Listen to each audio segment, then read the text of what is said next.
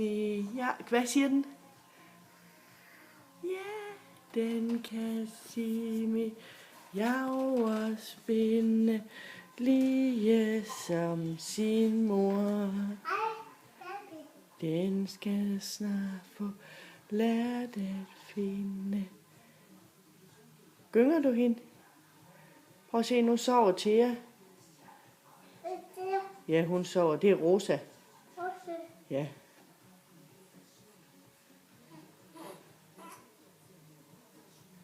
Kan du gynge Thea lidt også? Det er den anden. Ja. Dygtig, Mads. Kan du gynge hende? Sådan, ja. Kan du synge for hende?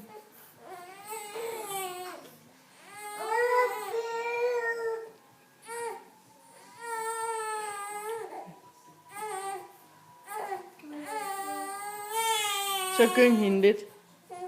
Ja, det var godt.